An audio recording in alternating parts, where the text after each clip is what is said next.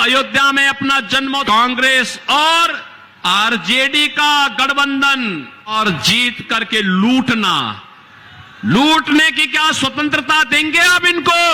है आज भगवान राम अयोध्या में अपना जन्मोत्सव भी मना रहे हैं, होली भी मना रहे हैं। ये सब किसके कारण?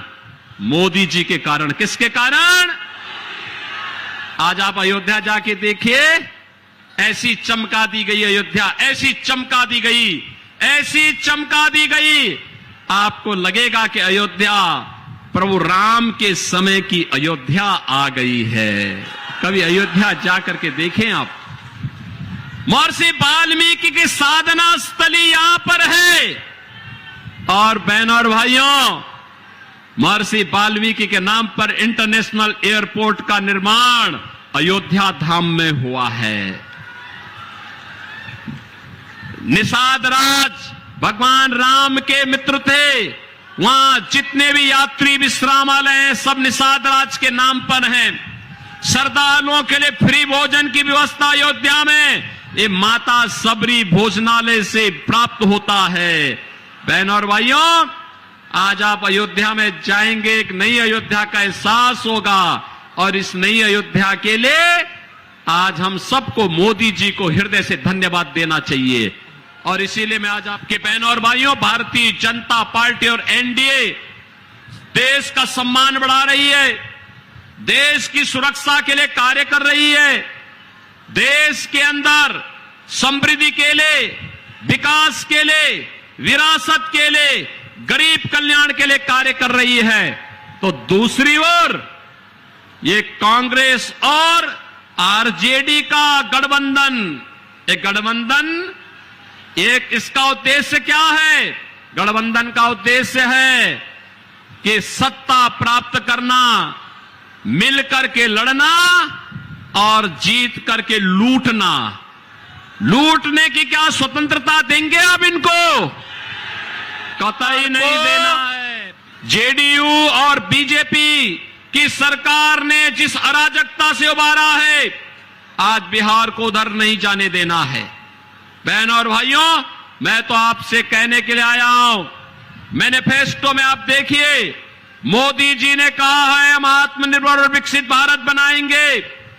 लेकिन कांग्रेस और इनके सहयोगी क्या कहते हैं? बिहार में लालू जी कहते हैं कि सभी ओबीसी का आरक्षण मुसलमानों को दे देना चाहिए। क्या मिलना चाहिए क्या? और कांग्रेस का मैनिफेस्टो भी क्या कहता है? कांग्रेस का मैनिफेस्टो कहता है कि अनुसूचित जाति, जनजाति और पिछड़ी जाति के आरक्षण का लाभ इनसे काट करके इसको स्वीकार करेंगे क्या? और बहनों और भाइयों, दूसरी खतरनाक बात जो इन्होंने कही है, वो कही है, जब राहुल गांधी से पूछा गया कि भाई गरीबी के लिए क्या करेंगे, क्योंकि मोदी जी ने तो 10 वर्ष में 25 करोड़ लोगों को गरीबी रेखा से उभारा है, मुक्त किया है, खुशहाल जीवन की ओर उन्हें आगे बढ़ाया है। तो राहुल जी कहते हैं एक झटके में गरीबी हटा देंगे। कहा कैसे? उन्होंने कहा मैं हर एक परिवार की संपत्ति का सर्वे कराऊंगा और सर्वे करा करके उस पर विरासत टैक्स लगाऊंगा।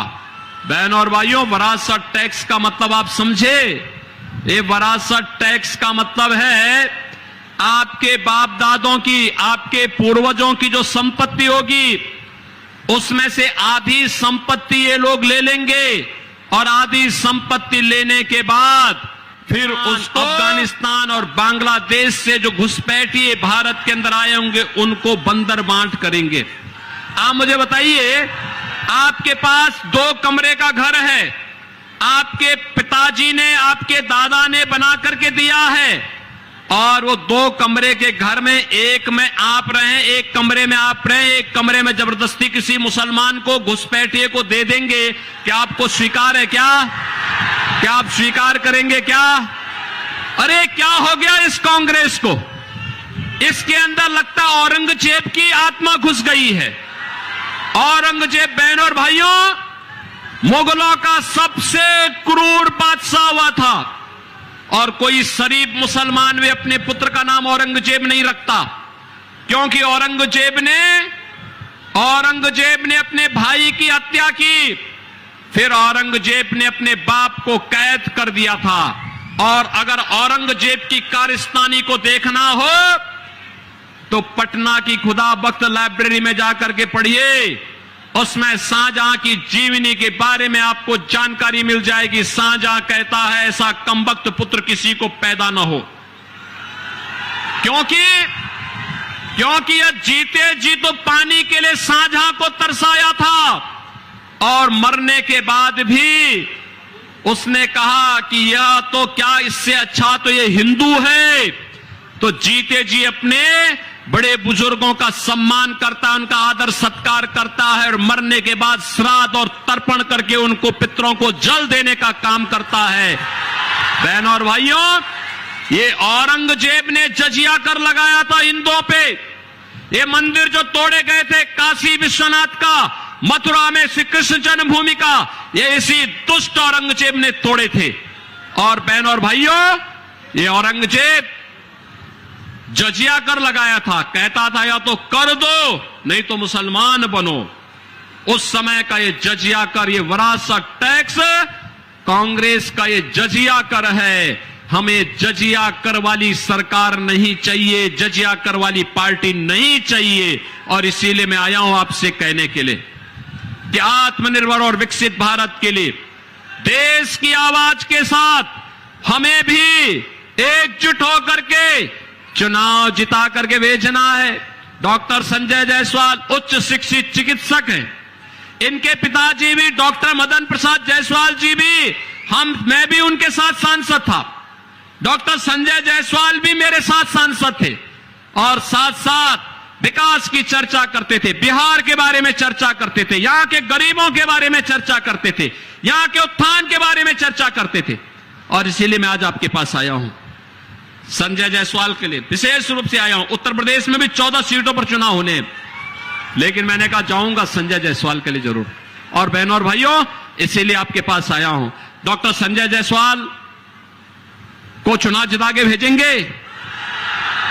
मेरी आवाज जा रही है, जहां तक आवाज जा रही है दोनों हाथ ला करके मुझे बताओ। बहनों और भाइयों, मैं इसलिए बोल रहा हूं, देखो मैं धन्यवाद दूंगा कि मेरे आने के पहले आपने यूपी से बुलडोजर मंगा दिया। और ये माफिया और आतंकवादियों का सबसे अच्छा उपचार है। मोदी जी तीसरी बार प्रधानमंत्री बनेंगे। इसके लिए संजय जायसवाल को जिताना होगा। जिताएंगे। कल एक दिन का समय है, एक दिन देश के लिए देंगे। इसके लिए आपको एक काम करना होगा। जितने लोग यहां पर आए हैं, आपसे मेरी अपील होगी, कल एक दिन 15 घरों में जाकर के जितने सदस्य होंगे, वयस्क मतदाता होंगे, उनसे कमल चुनाव चिन्ह पर वोट देने की अपील करके और परसों उन्हें मतदान केंद्र पे लेके जाना है। लेके जाएंगे। मैं आश्वस्त होकर के जाऊं, मोदी जी को आश्वस्त करूं कि यहां से डॉक्टर संजय जायसवाल भारी बहुमत से चुनाव जीत के जाएंगे। सहमत हैं? तो फिर मेरे साथ बोलेंगे भारत माता की, भारत माता की, भारत माता की जय श्री राम, जय जय श्री राम।